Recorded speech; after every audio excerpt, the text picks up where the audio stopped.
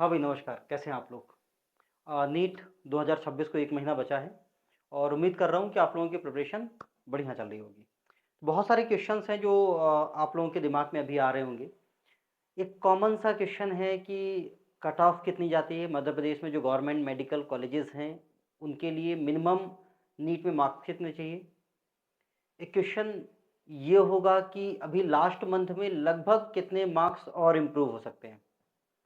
एक और क्वेश्चन आप लोगों का होगा कि 2024 में जो पेपर आया था वो बहुत ईज़ी था। आपको भी पता है लगभग 60 से 70 बच्चे ऐसे थे जो 720 में 720 मार्क्स लेकर के आए थे। जबकि 2025 में जो पेपर आया था वो बिल्कुल अनप्रेडिक्टेड था और नीट की हिस्ट्री का सबसे टफ पेपर था। तो अब जो 2026 में पेपर आने वाला है वो 2024 जैसा होगा या 2025 जैसा होगा? एक क्वेश्चन और आपके दिमाग में होगा कि लास्ट मंथ में क्या इंपॉर्टेंट है, कोई नया टॉपिक शुरू करें या फिर जो कर लिया है उसी को रिवाइज करें या फिर नेगेटिव मार्क्स हैं वो कैसे कवर करें? कुछ क्वेश्चंस ऐसे होंगे कि लगभग 25 दिन बचा है और फिजिक्स केमिस्ट्री एंड बायोलॉजी मिला करके लगभग 80 से 90 चैप्टर हैं। तो इस 25 दिन में हम 90 चैप्टर्स को रिवाइज कैसे करें, प्लस मॉक टेस्ट में जो भी स्कोर आ रहा है आपका उसको इंक्रीज कैसे करें? तो मैं आपको गारंटी तो किसी भी चीज़ की नहीं दे सकता, लेकिन कुछ अनुभव जो मेरे पिछले 10 साल के हैं, 10 वर्षों के हैं, प्लस 10,000 से ज़्यादा बच्चों को मैंने पढ़ाया है, उस अनुभव के आधार पर मैं आपको कुछ टिप्स बता सकता हूँ कि लास्ट मंथ में क्या करना चाहिए। तो हम लोग सबसे पहले शुरुआत इस बात से करते हैं कि मिनिमम नंबर ऑफ मार्क्स कितने चाहिए मध्य प्रदेश में गवर्नमेंट कॉलेज लेने के लिए, ठीक है? तो देखो, हम लोग सबसे पहले आते हैं यहाँ पर। ये 2025 नीट के अकॉर्डिंग लिखा हुआ है, नीट 2025 के अकॉर्डिंग। आपके नीट 2025 की जो राउंड 2 की काउंसलिंग हुई थी उसके अनुसार जो मार्क्स थे, और ये किस गवर्नमेंट मेडिकल कॉलेज के लिखे हुए हैं, जो मिनिमम कट ऑफ गया था वो आपका एक जीएमसी है, गवर्नमेंट मेडिकल कॉलेज है सिंगरौली में। तो minimum number of marks round 2 की काउंसलिंग के लिए सिंगरौली का गया था और सिंगरौली के अनुसार ही मैंने लिखा हुआ है। तो जनरल की जो कट ऑफ गई थी 494, ओबीसी की कट ऑफ 493, ईडब्ल्यूएस की 489, एससी की 404, एसटी की 326। तो हम लोग यहाँ से लेकर के चलते हैं कि आपको करीब 494 या फिर थर्ड राउंड में जो काउंसलिंग हुई होगी उसमें कुछ मार्क्स और कम आए होंगे, तो लगभग मान लेते हैं कि 480, कुछ मार्क्स थर्ड राउंड में कम हो गए होंगे, तो 480 मार्क्स में, 480 मार्क्स में गवर्नमेंट मेडिकल कॉलेज मिल गया था 2025 में। इस साल का कट ऑफ कितना जाएगा? पिछले साल का 480 गया था, 2024 में जाहिर सी बात है पेपर इजी था तो कट ऑफ थोड़ी सा ज़्यादा गया था, 2024 में कट ऑफ 500 के ऊपर गया था। तो इस साल कट ऑफ कैसे जाएगा वो हम लोग अभी बात करेंगे। इसके पहले मैं बात करना चाह रहा हूँ, आप लोग जो भी मॉक टेस्ट दे रहे हैं इसमें 4 तरह के बच्चे होंगे। कुछ स्टूडेंट ऐसे होंगे जो अबव 600 स्कोर कर रहे हैं, कुछ ऐसे होंगे जिनका स्कोर 500 से 600 के बीच में है, कुछ ऐसे होंगे जिनका स्कोर 400 से 500 के बीच में है, और कुछ ऐसे होंगे जो 400 से कम है। मैं चारों तरह के बच्चों के लिए बात कर रहा हूँ, आप जिस भी कैटेगरी में हैं इन चारों में से अपने आप को रिलेट कर सकते हैं। जो बच्चे अभी 600 के ऊपर हैं तो ये सेफ जोन में है, ये बच्चे सेफ जोन में हैं।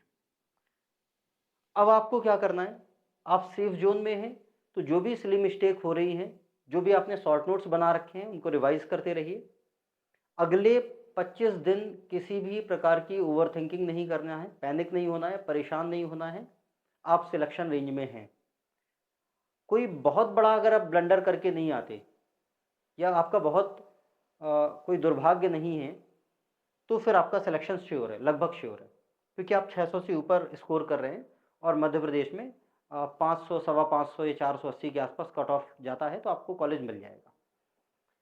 जो बच्चे 500 से 600 स्कोर कर रहे हैं ये बाउंड्री पे हैं, बाउंड्री पे हैं, प्लस या कहें कि अबव बाउंड्री है, इनको थोड़ी सा हार्ड वर्क करने की ज़रूरत है 500 से 600 वालों के।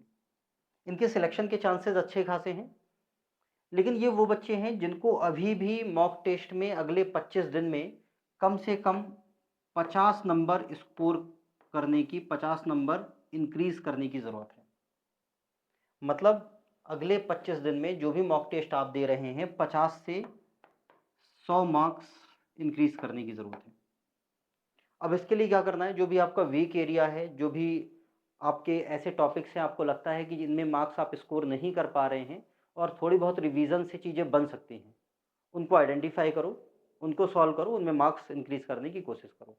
प्लस ये देखो कि मार्क्स किस तरह से मैं 50 से 100 मार्क्स इंक्रीज कर सकता हूँ। हो सकता है कि आप नेगेटिव मार्किंग ज़्यादा कर रहे हो सकता है 30-40 क्वेश्चन आप नेगेटिव करके आ रहे हों, और 30 क्वेश्चन नेगेटिव होने का मतलब आप समझ रहे होंगे, एक क्वेश्चन नेगेटिव होने का मतलब 5 मार्क्स, तो 30 क्वेश्चन मीन्स 150 मार्क्स। तो आइडेंटिफाई करो कि किस तरह से 50 से 100 नंबर हम इंक्रीज कर सकते हैं। कुछ बच्चे ऐसे होंगे जो 400 से 500 के रेंज में होंगे।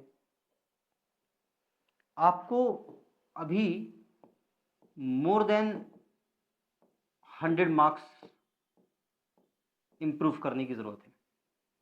अब इस तरह के जो बच्चे हैं जो 400 से 500 वाले हैं, ये हमेशा डाउट में रहते हैं कि सिलेक्शन होगा नहीं होगा।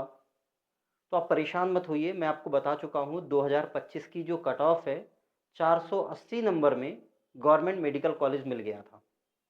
अगर 480 नंबर में गवर्नमेंट मेडिकल कॉलेज मिल गया था और अगर आप 400 से 500 के बीच में, मतलब अगर अभी आप मॉक टेस्ट में 450 या 450 नंबर स्कोर कर रहे हैं तो अभी 25 दिन हैं, आप 50-100 नंबर बढ़ा सकते हैं। देखो कि कहाँ गलती हो रही है, नेगेटिव मार्किंग ज़्यादा हो रही है या वीक एरिया जो भी है उनको आइडेंटिफाई करो, चीज़ें इंप्रूव हो सकती हैं। मतलब ये तीनों बच्चे ये तो बिल्कुल सेफ जोन में हैं, इनको अभी मेहनत करने की ज़रूरत है, ऑल्दो ये भी सेफ जोन में है।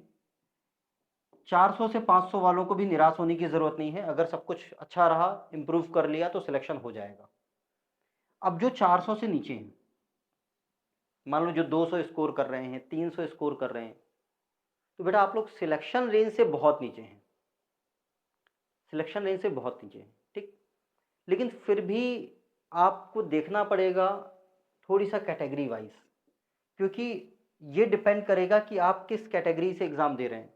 क्योंकि कट ऑफ अगर एसटी कैटेगरी की बात करें तो 326 गया था। तो अगर आप एसटी कैटेगरी से एग्ज़ाम दे रहे हैं और आपका स्कोर 400 से नीचे है, 350 के आसपास है, तो फिर सिलेक्शन हो सकता है। लेकिन चूंकि जनरल का कट ऑफ 494 या फिर कहें 480 के आसपास गया था, आप जनरल से हैं, तो फिर चांसेस थोड़ी कम है, लेकिन प्रयास किया जा सकता है। आपको अभी हार मानने की ज़रूरत नहीं है। अब 400 से नीचे मान लो आपके 390 हैं, तो जाहिर सी बात है कि 100 नंबर इंप्रूव किए जा सकते हैं, 490 आ जाएंगे, सिलेक्शन हो जाएगा।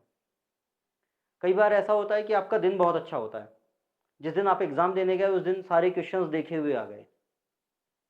हो सकता है कि 30-40 क्वेश्चन ऐसे थे जो आप नोट्स में आपके कराए गए थे, सेम क्वेश्चंस फंस गए।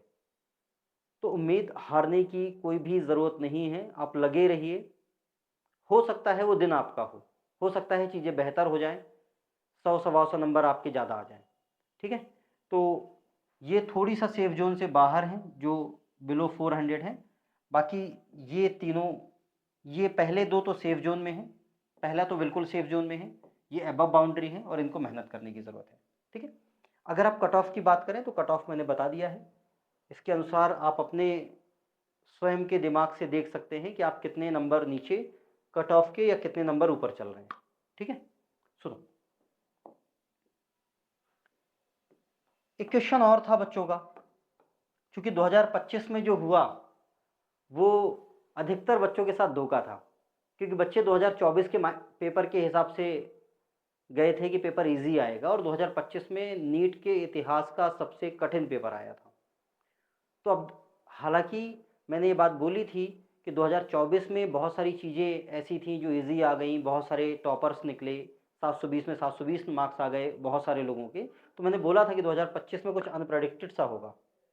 तो 2026 में कैसा रहेगा?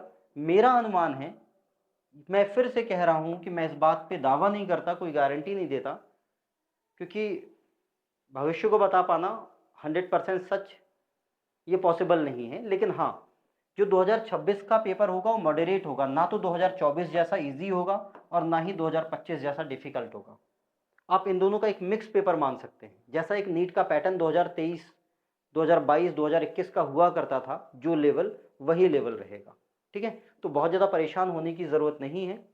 एवरेज कट ऑफ जैसे 2024 का अगर अपन बात करें तो 530 के आसपास था, और इसका हम लोग बात करें तो 480 के आसपास था मिनिमम मार्क्स। तो 2026 का इन दोनों का एवरेज जाना चाहिए। मतलब मिनिमम नंबर ऑफ मार्क्स अगर आपको गवर्नमेंट मेडिकल कॉलेज चाहिए मध्य प्रदेश में, तो 515 के आसपास होना चाहिए, और प्लस माइनस आप 10 कर लीजिए, आपको इतने मार्क्स चाहिए गवर्नमेंट कॉलेज मध्य प्रदेश में। ठीक है, नेक्स्ट अब बात आती है कि जो लास्ट 25 दिन बचे हैं, लास्ट मंथ बचा है, इसमें सबसे ज़्यादा इंपॉर्टेंट क्या है? तो सबसे ज़्यादा इंपॉर्टेंट है रिवीजन।